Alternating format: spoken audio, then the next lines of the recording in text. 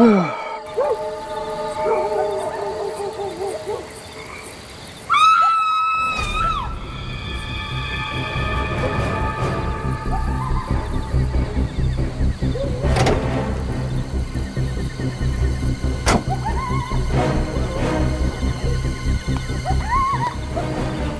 चीखा? चीख तो लड़की की है।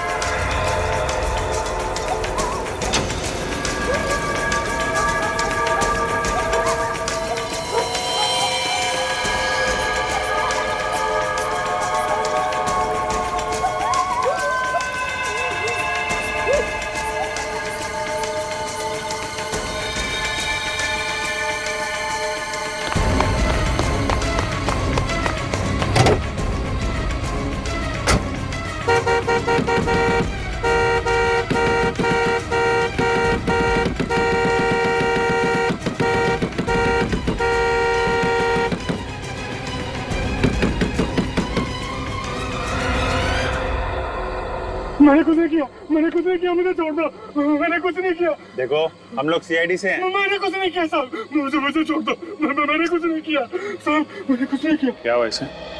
साहब 2 घंटे से हारना बजा रहे हैं। लाश कहाँ है? उस तरफ है साहब। देखो जी। निखिल, ये काफी डरा हुआ है, होश में लाओ इसे। ठीक हो जाएगा तो बातचीत करेंगे। कहाँ पे? सर उधर।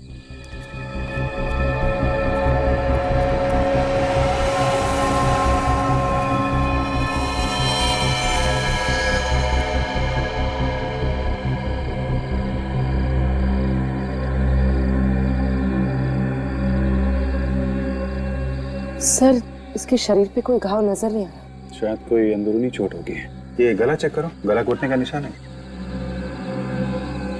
सर, इससे गले पे तो कोई निशान नहीं है, लेकिन इसका शरीर पीला पड़ गया। इसे लग रहा है जैसे बॉडी से सारा खून निकल गया।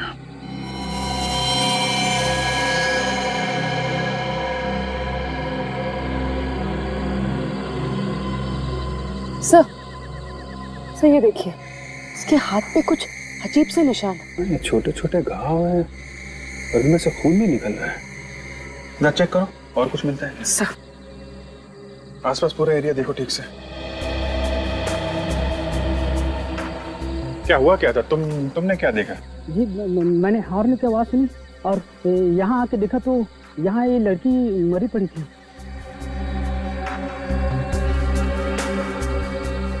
लड़की की चीख नहीं सुनी तुमने? नहीं साहब। हॉर्न की आवाज सुनी और लड़की की चीख नहीं सुनी। लड़की कहीं और मरी है क्या?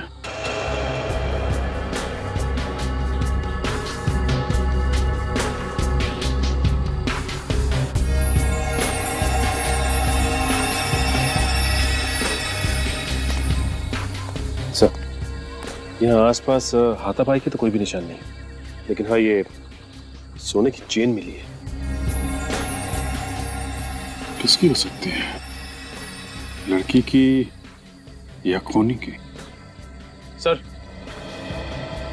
सर ये टैक्सी ड्राइवर होश में आ गए, सब कुछ बताने को तैयार है। बताओ क्या देखा था तुमने? एक आदमी उस लड़की के ऊपर झुका हुआ था, इसका खून पी रहा था। आदमी खून पी रहा था? हाँ, उसके मुंह पे मैंने खून देखा सर। उस आदमी को दोबारा देखोगे तो पहचान लोगे? नहीं सर, मैंने उसका चेहरा नहीं देखा। अरे कमाल कर रहे हो, मुंह पे खून देखा और तुमने चेहरा नहीं देखा? सर उसका बाकी चेहरा अंधेरे में छिपा हुआ था और खून पीते देखकर मेरी हालत खराब हो गई थी सर। मुझे कुछ भी समझ में नहीं आ रहा था। सर सर खूनी ने सारा खून पी लिया है, इसलिए लाश पीली पड़ गई है। अच्छा, इस लड़की ने एयर होस्टेस की यूनिफॉर्म पहनी हुई है। ये पता लगाओ किस एयरलाइंस में काम करती थी ये। अब तक तो दिव्या ठीक ठाक थी, अचानक खून कैसे हो गया उसका? सर, ये दोनों दिव्या की बहुत अच्छी फ्रेंड है, इन्हें मालूम है उसके बारे में। ये दिव्या है? आखिरी बार कब देखा था आप लोगों ने दिव्या को? कल शाम को हम सब फ्लाइट से लौट रहे थे, काफी देर तक हम साथ ही थे। उसके बाद पता नहीं वो कहाँ चली गई। कितने बजे लौटे थे आप लोग फ्लाइट से? शाम के 6 बजे के आसपास। तो दिव्या शाम के 6 बजे लौट के आई और उसी रात 3 बजे उसका खून भी हो, मतलब वो यहाँ से घर गई नहीं। दिव्या यहाँ से घर जाने के लिए निकली थी? नहीं सर, वो किसी से मिलने जाने वाली थी। किससे? शायद सर रत्नेश नाम है उसका। ये रत्नेश कौन है? बहुत ही अमीर आदमी है, उसने दिव्या को वादा किया था जॉब देने के लिए। अच्छा, दिव्या एयर होस्टेस के कपड़ों में ही गई थी रत्नेश को मिलने के लिए जॉब के सिलसिले में? जी सर, रत्नेश ने ही उससे कहा था एयर होस्टेस के कपड़ों में आने के लिए। ये बात आप लोगों को कैसे मालूम? जिस वक्त रत्नेश का फोन आया था उस वक्त दिव्या हमारे साथ ही थी, दिव्या ने ही हमें बताया था। अच्छा, उसने बताया कि वो रत्नेश से मिलने के लिए कहाँ जा रही है? तो रत्नेश ने उसे ओशिवारा मिलने के लिए बुलाया था। तो रत्नेश ने दिव्या को ओशिवारा में बुलाया था और हमें दिव्या की लाश भी ओशिवारा में ही मिली थी। सर रत्नेश के हाथ इस खून में रंगे हैं। ओशिवारा में ढूंढना पड़ेगा ये रत्नेश कहाँ है, खून के धब्बे सूखने से पहले। पूरे 25 रत्नेश है इस एरिया में, मगर कोई भी ऐसा नहीं है जिसने फोन करके दिव्या को अपने घर पे बुलाया था। अब बचा ये आखिरी वाला रत्नेश। हो सकता है ये आखिरी वाला रत्नेश ही हमारा रत्नेश हो जिसने दिव्या को बुलाया। हो सकता है। काफी सन्नाटा है सर, जब जब सन्नाटा होता है कोई ना कोई बुरी खबर सुनने को ही मिलती है। चुप रहो फ्रेडी।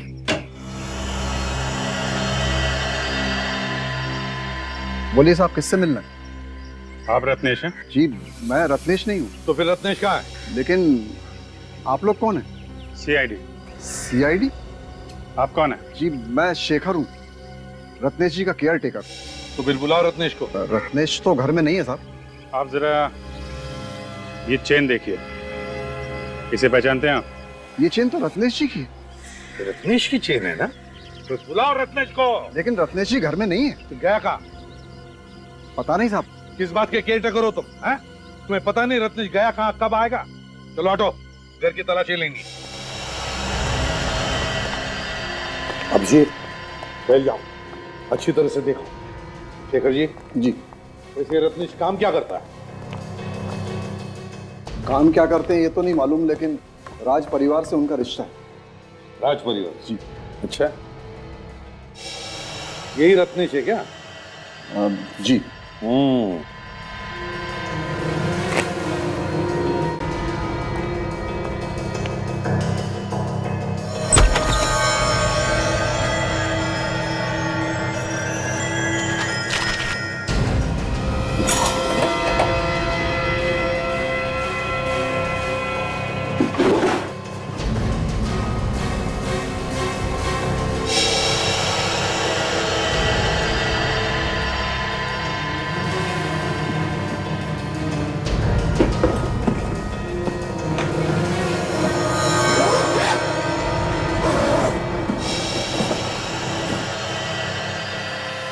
किसका बैग है ये?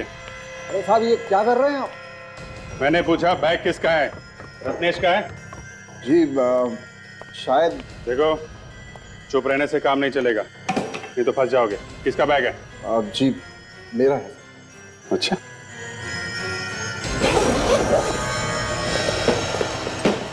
भागने की तैयारी में थे साहब। भागने की तैयारी में थे? हैं? रत्नेश घर पर नहीं है तो फरार होने की सोच रहे थे? बताओ कहाँ जाने वाले थे? जल्दी बताओ। अगर चुप रहोगे तो इसका एक ही मतलब है कि तुम रत्नेश के साथ गुनाह में शामिल हो। बताओ। लेकिन साहब मैंने कोई गुनाह किया ही नहीं। अच्छा,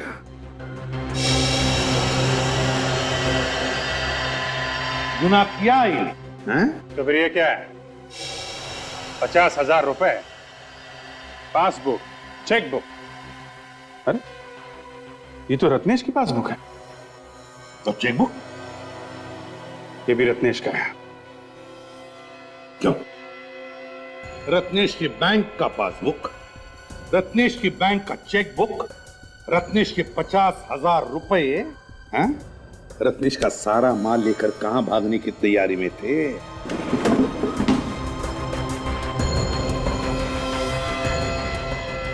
फ्रिज के अंदर कपड़े? सर इसमें तो खून लगा हुआ है। हाँ सर,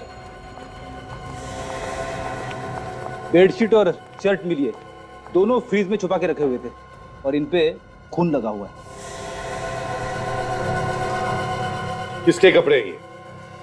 किसके कपड़े? जी मुझे नहीं मालूम। केयर टेकर साहब कैसे आदमी कुछ समझ में नहीं आ रहा है। मालिक का पैसा लेके भाग रहे थे, घर में खून से सने कपड़े हैं और इनको कुछ पता नहीं है। किसकी शर्ट है? रत्नेश की शर्ट है। किसकी शर्ट है ये? किसके कपड़े? दिव्या का खून हुआ यहां पर। अच्छा, बहुत बड़ा शौक लगा है। तुम्हारा मुंह तो हम ब्यूरो में खोलेंगे। जब ये लाश आप लोगों को मिली, इस लड़की का मुंह ऊपर की तरफ था या नीचे की तरफ था? सारा रिपोर्ट देना पड़ेगा। अब पूछेगा एसीपी कहां पे खड़ा था। मैं कुछ पूछ रहा हूं आप लोगों से, इस लड़की का मुंह ऊपर की तरफ था या नीचे की तरफ था? सचिन बताओ। सर लड़की का मुंह तो ऊपर की तरफ, मगर आप ये इस लड़की की लाश को अच्छी तरह से देखो, समझो और फिर बोलो। वैसे सालुंके साहब, लाश के बादशाह तो आप हैं। अब लाश के बारे में तो आप ही समझते हैं अच्छी तरह से। बस हो गया, हाँ? बादशाह कह दिया और अपने हाथ झाड़ लिए। एनीवे, ये तो आप जानते हैं कि शरीर में जब आदमी की मौत होती है सबसे ज्यादा खून नीचे की तरफ आ जाता है, पृथ्वी की ग्रेविटी की वजह से। शरीर का जो हिस्सा जमीन को छूता है, सारा का सारा खून वहां आकर के जमा हो जाता है। लेकिन इस केस में ऐसा नहीं है। क्या मतलब? मैं बताता हूं। ये देखो बॉस, अगर ये हिस्सा जमीन को छू रहा था तो फिर ये हिस्सा काला क्यों नहीं हुआ?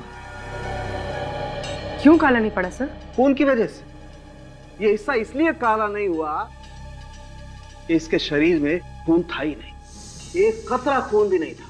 क्या बोल रहा है सालुंके? शरीर में खून था ही नहीं? ना, बिल्कुल नहीं। टैक्सी वाला शंभू भी बता रहा था कि उसने रत्नेश को खून चूसते हुए देखा है। हाँ? और एक बात। क्या? बॉस, इस लड़की की बॉडी पर मुझे सुइयों के निशान मिले। ये देखो, ऐसा लगता है बॉस इस लड़की का खून निकाला गया है। मरने के बाद खून कैसे निकल सकता है? जब इसका खून निकाला गया, ये लड़की जिंदा थी। क्या? हाँ, मतलब रत्नेश ने सारा का सारा खून चूस लिया? सर रिपोर्ट से ये पता चला है कि कपड़ों पे जो खून लगा हुआ था वो इस लड़की का नहीं है। तो फिर वो खून है किसका? वो खून इस लड़की का नहीं है, तो इसका मतलब है किसी और का भी खून किया है इस रत्नेश ने। सचिन, जरा इसके मुंह का ताला खोलो।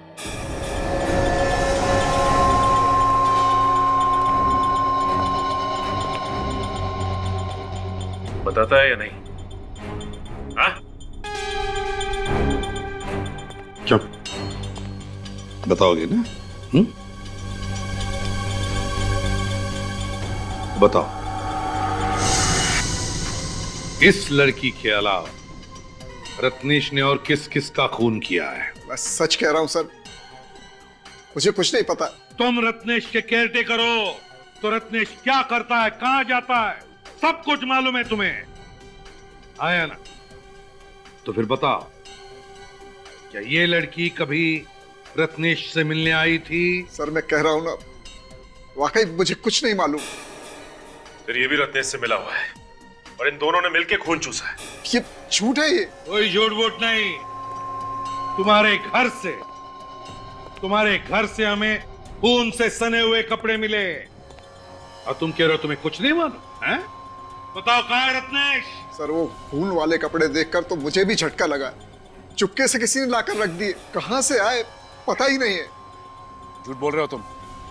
हो सकता है रत्नेश गायब नहीं हो, मर चुका हो और तुमने उसके कपड़े छुपा दिए हो। रत्नेश का खून तुमने ही किया। तुमने किया रत्नेश का खून। उसके पैसे, उसके बैंक के पासबुक, चेकबुक सब लेकर भाग रहे थे तुम। मैंने रत्नेश को नहीं मारा, वो जिंदा है। क्या? वो जिंदा है? तो फिर है कहां वो? कहां है ये नहीं मालूम। घर से कब निकला था रत्नेश? कल शाम को। कितने बजे?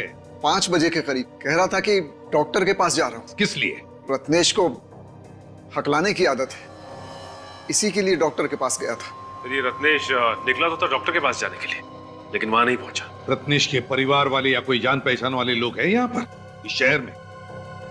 रत्नेश के एक चाचा है, धर्म जी, इसी शहर में रहते हैं।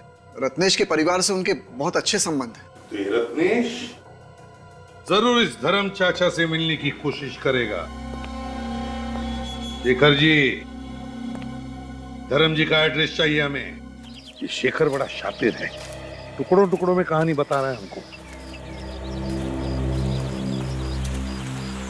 कौन है आप लोग और अंदर कैसे आ गए? रत्नेश क्या लगता है तुम्हारा? जी मेरे चाचा का लड़का है, लेकिन आप लोग कौन है? आखिरी बार कब मिले थे? आप लोग हैं कौन बताएंगे? CID। पर बात क्या है सर? खून हो गया है, खून। खून? क्या खून? और उसी सिलसिले में हम रत्नेश को ढूंढ रहे हैं। कहाँ है वो? अरे पिताजी, ये लोग CID से हैं और रत्नेश के बारे में पूछ रहे हैं। सर ऐसे आदमी के बारे में क्या कह सकते हैं? कहाँ मिलेगा कहाँ नहीं। ऐसा आदमी मतलब? सर वो बचपन से ही बहुत खतरनाक है, मतलब किसी की जान लेना उसके लिए आम बात है। क्यों? किसका खून किया है क्या उसने पहले? हाँ सर, पहले भी खून किया है। किसका खून किया है? अपने छोटे भाई का, और तब से फरार है, इसलिए उसे पुलिस पकड़ नहीं पाई है। अपने छोटे भाई का? कब? अभी कुछ 6 महीने पहले। लेकिन क्यों किया खून? सर क्यों खून किया ये तो पता नहीं, उसके डैडी ने किसी को बताया भी नहीं, और उसके बाद वो अपना शहर छोड़ के यहाँ चला आया। अपना शहर छोड़ के यहाँ पे क्यों, किस लिए आए थे यहाँ? बोल रहे थे रत्नेश का मेडिकल चेकअप कराना है। किस बीमारी का इलाज करवाना? जी रत्नेश हकलाता था और सर उसकी दिमागी हालत ठीक नहीं थी। दिमाग की बीमारी थी तो फिर किस डॉक्टर का इलाज चल रहा था? सर वो तो मालूम नहीं। ये रत्नेश के मम्मी डैडी अभी कहाँ पे हैं? अपने घर पे होंगे। वो अपने घर पर नहीं है। उनका कोई नंबर है तुम्हारे पास? हाँ है ना सर। आप गलत पते पर आए। अरे बिना किसी जानकारी के इस तरीके से पूछताछ करना भाई बेवकूफी हुई ना।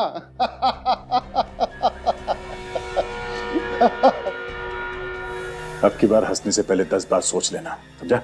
लेकिन सर मैं किसी रत्नेश को नहीं जानता। ये नंबर तुम्हारा है जो सर्कल किया गया?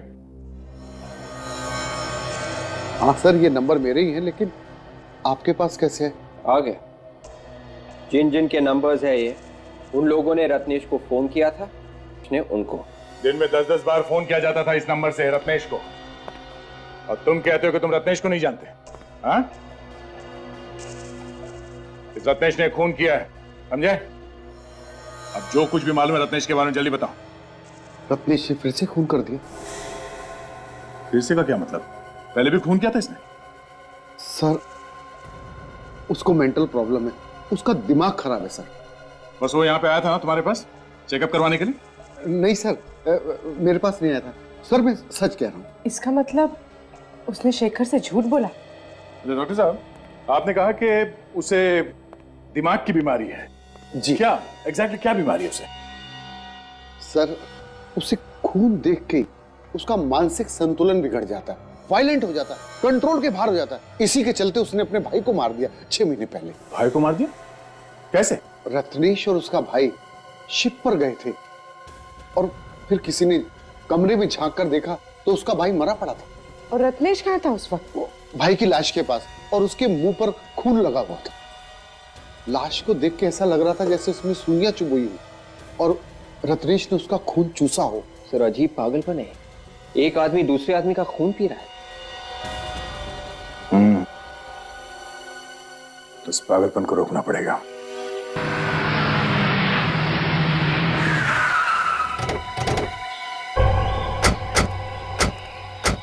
सर रत्नेश के मम्मी डैडी की फोन की लोकेशन ये जगह बता रही थी और इसके बाद फोन बंद हो गया। मतलब इन्हें आसपास ही होना चाहिए। अब अगर इतने सुनसान इलाके में वो लोग कर क्या रहे होंगे यहाँ पे?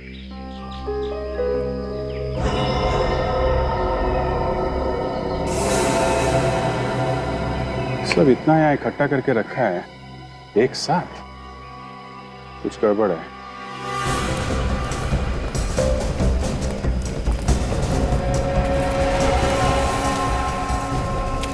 तो कार छुपा के रखी हुई है।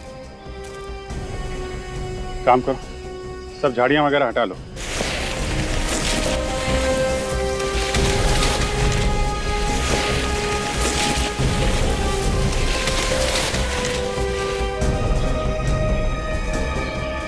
माय गॉड,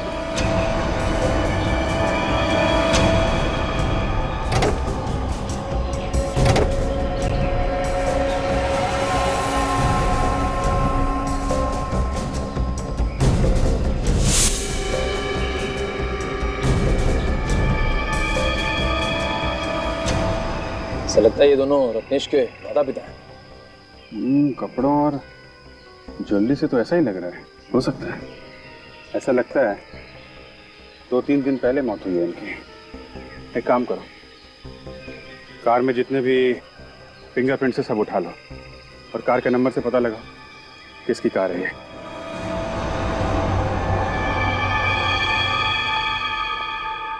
बॉस, इन दोनों के शरीर में भी वैसे ही सुइयां चुभई गई हैं जैसे कि दिव्या के शरीर में चुभई गई। और सर, ये बेडशीट पे और शर्ट पे जो खून लगा हुआ है वो इन लोगों का है। मतलब सर इस रत्नेश ने अपनी दिमागी बीमारी के चक्कर में अपने माँ बाप का खून कर दिया। और इन दोनों का भी वैसे ही खून चूसा गया है जैसे दिव्या का खून चूसा गया। ये तुम क्या बोल रहा है सालुंखी? क्या बोल रहे हो तुम? क्या बोल रहा हूँ मैं?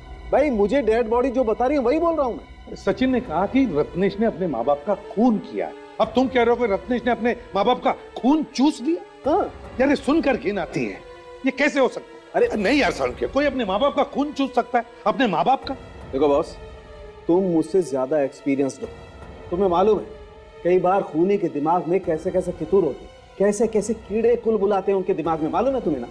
फिर भी सालुंखी ऐसे नहीं हो सकता, नहीं हो सकता ऐसे। एक काम करो, इस शेखर को फिर से ब्यूरो लेकर आओ, गर्दन पकड़ते हैं उसकी, पता चलेगा ये रत्नेश है कहां पर।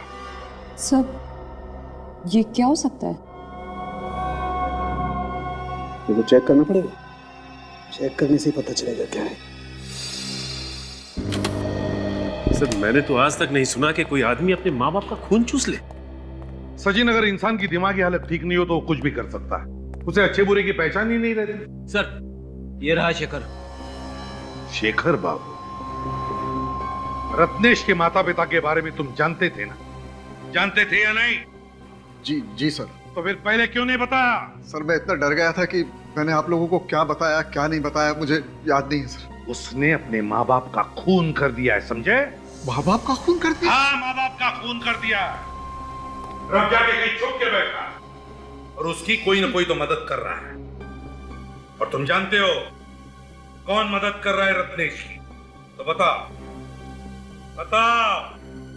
नहीं सर, मुझे कुछ मालूम नहीं सर। अच्छा, सिल्वर रंग की रिवेरा गाड़ी OHY 3765 रत्नेश की है ना? जी सर, लेकिन वो तो उनके माँ बाप के नाम पर। तो और भी कोई गाड़ी है उसकी? नहीं सर। नहीं सर, कुछ नहीं मालूम तुम्हें। ले जाओ इसे फ्रेडी, दूसरे कमरे में ले जाओ, चलो।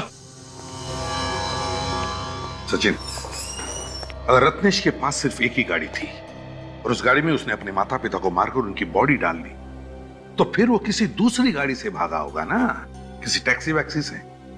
एक काम करो, उसके फोटोज के 100-150 कॉपीज बनवाओ और सारे टैक्सी वालों को दे दो और उनसे कहो कि अगर किसी ने इसे देखा है या किसी की टैक्सी में ये बैठा है तो तुरंत हमें इन्फॉर्म करें। हैं?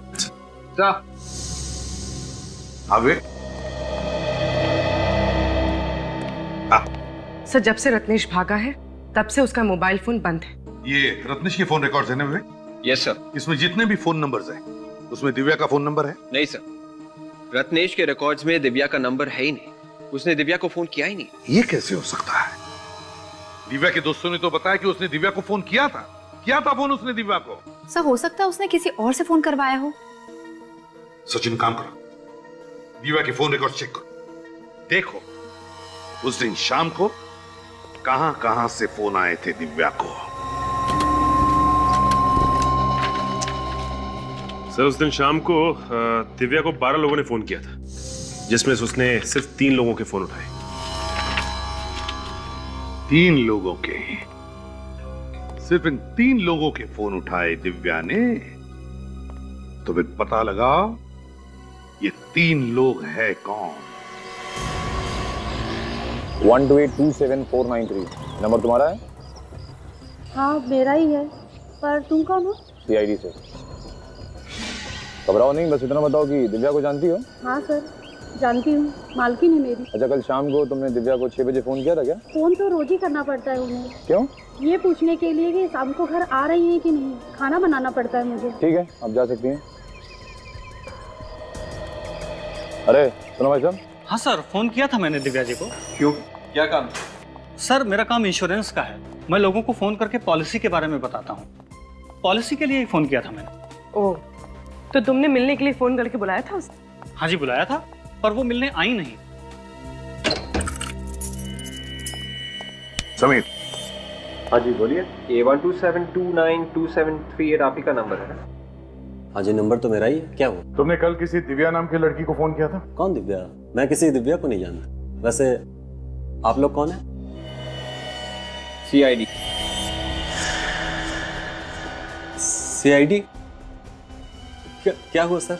अरे तुम तो अभी से घबराने लगे। अभी तो बहुत सारे सवालों का जवाब देना है तुम्हें। चलो। सर, जब मैंने कॉल किया ही नहीं है तो मैं कैसे कह दूं कि मैंने कॉल किया है? तुम्हारे मोबाइल फोन से कोई और कॉल कर सकता है? सर, ये कैसे हो सकता है सर? नहीं हो सकता ना।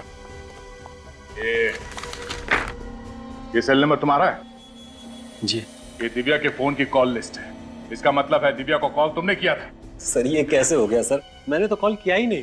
देखो समीर, जब तक तुम सच नहीं बोलोगे CID से तुम्हारा पीछा नहीं छूटेगा, समझे? सर, मैं सच ही बोल रहा हूँ। सर, आजकल फोन हैकिंग इतनी बढ़ गई है। मैंने तो यहाँ तक सुना है कि कोई भी किसी के फोन के अंदर घुस सकता है, कॉल कर सकता है, मैसेज कर सकता है। सुना तो हमने भी, और इसके बारे में हम लोग बाद में देखेंगे। पहले ये बताओ कि तुमने अपना मोबाइल फोन किसी और को दिया था? नहीं सर। सोच के बताओ, याद करो, खून का मामला है ये। खून?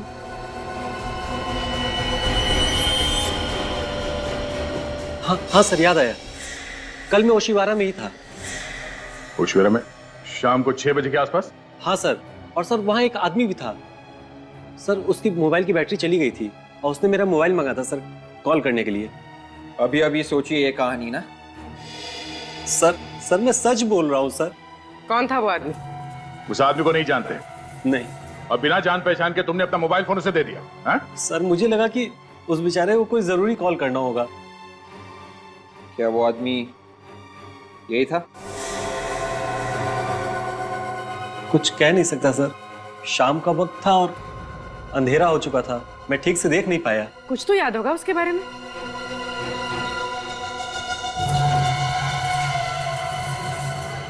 हाँ सर, याद आया। सर, वो हकला के बोल रहा था। वो आदमी हकलाता था? हाँ सर, वो हकला के बोल रहा था। तुम्हें पूरा यकीन? ठीक है समीर, उस आदमी के बारे में कुछ और पता चले तो हमें बता देना। जी।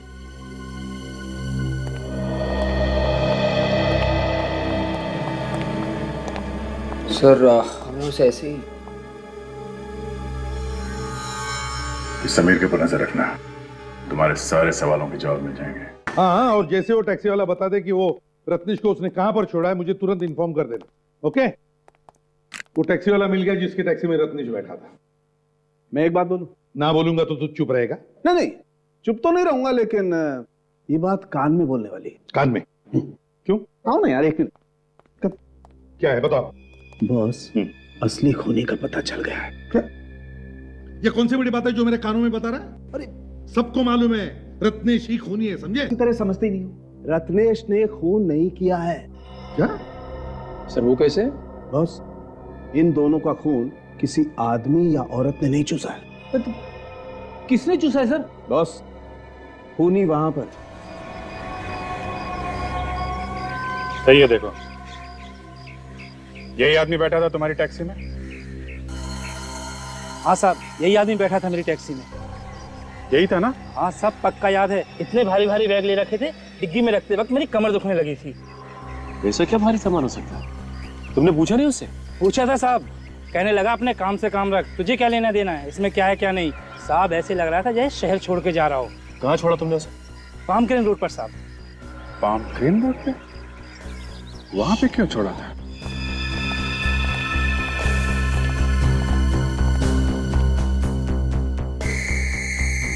ये देखो, लीचेस से किए गए ये खून? बिल्कुल, इन लीचेस से खून हुआ है बॉस। यार सालुंखे, एक जोंक इतना सारा खून कैसे चूस सकती है जिससे कोई मर जाए? बॉस, एक जोंक तो इतना खून नहीं चूस सकती है, लेकिन 400 जोंक तो इतना खून चूस सकती है कि इंसान मर जाए। 400 जोंक? यार सालुंखे, जोंक लगने पर वो अपने आप को बचाने की कोशिश तो करेगा ना? लाशों को देख करके ऐसा लगता नहीं है कि इन्होंने अपने आप को बचाने की कोशिश की होगी। तो तुम्हारे कहने का मतलब है कि इन्हें पहले बेहोश किया गया होगा, हाँ, और फिर जोंक लगाई? बिल्कुल। बड़ी अजीब बात है ना सालुंखे, कि एक आदमी जिसे दिमाग की बीमारी है, क्या वो इतनी सारी प्लानिंग कर सकता है? नहीं सर, नहीं कर सकता। ये किसी और की चाल है, किसी और की चाल। रत्नेश को फंसाया जा रहा है। सर इस पाम क्रेन रोड के आसपास तो कोई रेलवे स्टेशन भी नहीं है और ना ही कोई बस स्टॉप, और तो और एयरपोर्ट भी बहुत दूर है वहां से। अच्छा, तुम्हारी टैक्सी में बैठते वक्त या उतरते वक्त कुछ बात कर रहा था क्या? कहीं जाने का ही बात कर रहा था? साहब कुछ कहा भी होगा तो याद नहीं, 5 दिन हो गए इस बात को। एक मिनट, क्या कहा तुमने? साहब मैंने क्या कहा? नहीं, कितने दिन पुरानी बात है ये? 5 दिन पुरानी, दोपहर का वक्त था जब मैंने उसे वहां छोड़ा था। ये कैसे हो सकता है? 5 दिन पहले? शेखर ने हमसे कहा था कि रत्नेश 3 दिन पहले घर छोड़ के गया था, वो भी शाम को। मतलब जिस रात दिव्या का खून हुआ उस दिन रत्नेश शाम को नहीं बल्कि दोपहर को निकला था। हाँ, जिस रात खून हुआ रत्नेश कहीं और था, तो फिर रत्नेश खून कैसे कर सकता है? इसलिए शेखर झूठ बोल रहा है। बिल्कुल झूठ बोल रहा है, कुछ छुपा रहा है हम लोगों से। जरा पता करो ये शेखर इस वक्त है कहां पे।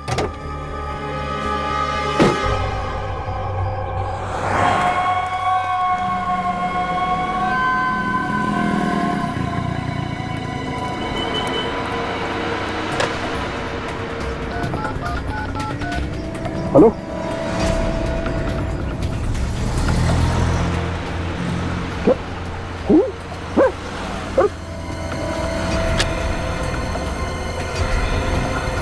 ओ भाई साहब, पैसा तो दो।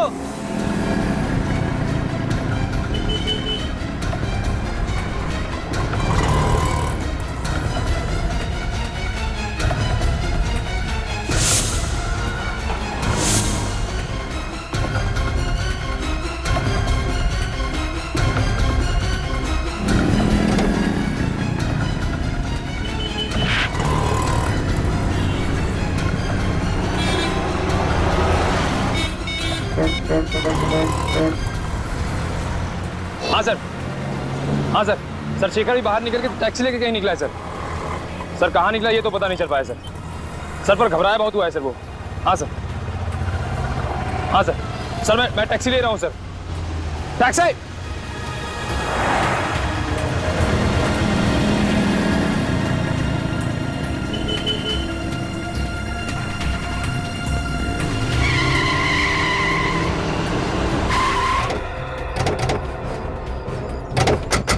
अभी अभी उधर से एक आदमी भागते हुआ आया, हमने देखा है उसे? नहीं सर, नहीं देखा। अरे क्या बात कर रहे हो?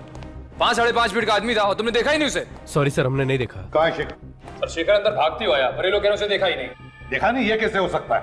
एक आदमी अंदर भागते हुए आया और तुम लोग किसी ने भी नहीं देखा? सर मैं अभी अभी ड्यूटी पर आया हूँ सर, मुझे नहीं मालूम। क्या आंखों पर पट्टी बांध के रखी थी क्या?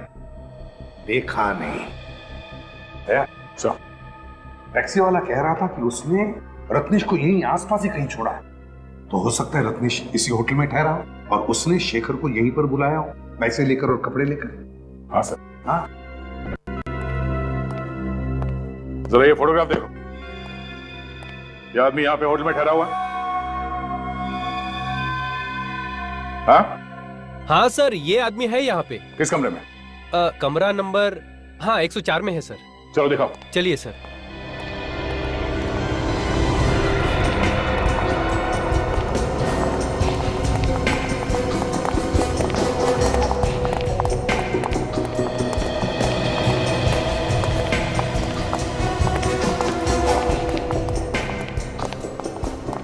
एक 104। हाँ सर, इसी कमरे में है सर। तुम यहीं पे रुको। Okay sir.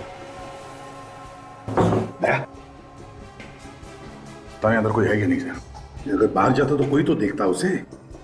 निखिल तुम यहीं पर रुको। हैं? देखो कहीं वो बाहर नहीं। तोड़ दो दरवाजा। लौटिए प्लीज। अरे शेखर, शेखर क्या हुआ? क्या हुआ? माय गॉड, संभालो इसे। देखो रत्नेश कहां पर छुप के बैठा है क्या? हाँ चल।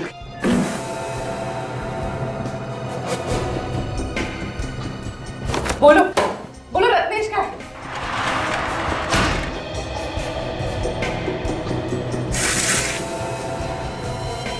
Oh my God! सर, आना, सर यहाँ आइए। शेखर, शेखर तुम्हें मारा किसने? किसने मारा तुम्हें? आधा, क्या हुआ? सर यहाँ रत्नेश तो नहीं है। ये देखिए।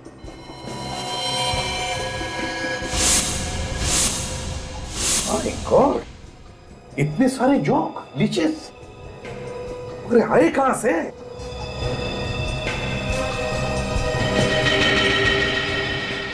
Ice box.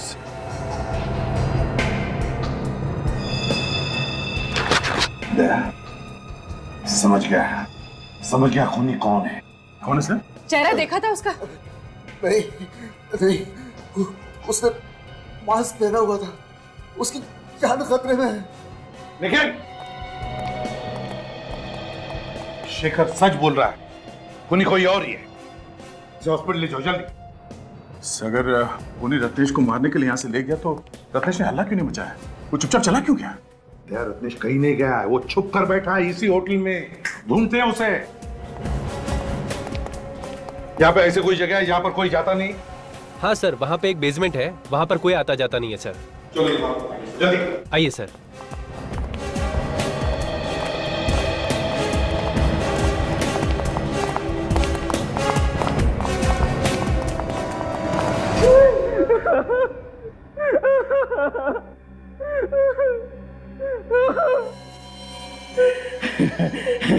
मैं तुझे अपने हाथों से नहीं मारना चाहता था, इसीलिए मैं प्लानिंग करके तुझे फंसाता था, ताकि तू जेल जाए और कानून तुझे फांसी के तख्ते पर लटका दे।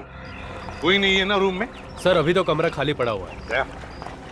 खूनी ने रत्नेश को उसी कमरे में छुपा के रखा होगा। अफसोस के तेरी मौत मेरे ही हाथों लिखी है। नहीं, मुझे छोड़ दो। मैं किसी से नहीं कहूंगा।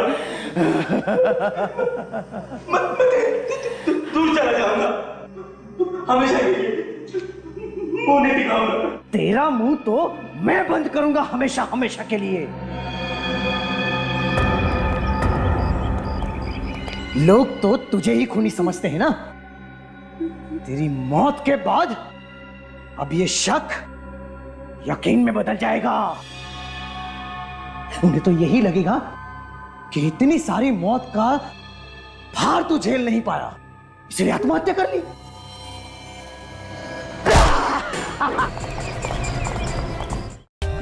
For more updates, subscribe to our channel, click the show links and enjoy watching the videos.